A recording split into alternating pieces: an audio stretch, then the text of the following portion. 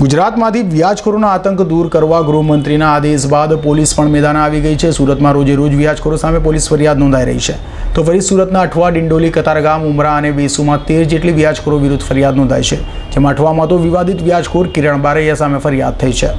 સુરતમાં વ્યાજખોરો સામે ગૃહમંત્રી હર્ષ સંઘવી અને પોલીસ કમિશનરના આદેશ બાદ સુરત પોલીસ મેદાને આવી ગઈ છે।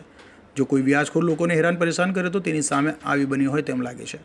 વ્યાજખોરો સામે સુરત પોલીસ દ્વારા સ્પેશિયલ ડ્રાઈવ કરાઈ છે, જેમાં સુરતમાં ફરી 13 જેટલી ફરિયાદ વ્યાજખોરો સામે નોંધાઈ છે। અઠવા પોલીસ મથકમાં વિવાદિત વ્યાજખોર કિરણ બારૈયા સહિતનાઓ વિરુદ્ધ ફરિયાદ થઈ છે। વ્યાજખોરો સામે કયા ફરિયાદ થઈ છે તે અંગે તપાસ કરીએ તો ડિંડોલીમાં વ્યાજખોર પંકજસિંહના નાગેન્દ્ર બહાદુર સિંહ સામે અને કપિલ કુમાર સૈની તથા આહિર સામે ફરિયાદ થઈ છે।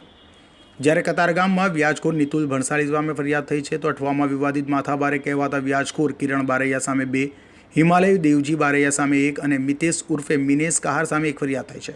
તો ઉમરા પોલીસ મથકમાં વ્યાજખોરો દીપક શાહ, નિશાર અલી ઉર્ફે અન્ના, સાહુલ અહેમદ અને અન્ના તથા રામભાઈ માછી વિરુદ્ધ ફરિયાદ થઈ છે। તો વેસુ પોલીસ મથકમાં ચંદન રસોઈયા અને ભરતનાઓ સામે ફરિયાદ થઈ છે। હાલ તો સુરત પોલીસે વ્યાજખોરો સામે ગુનો નોંધી તેઓ વિરુદ્ધ કાયદેસરની કાર્યવાહી શરૂ કરી છે। કાસવાળા સાથે અઝર કુરેશી।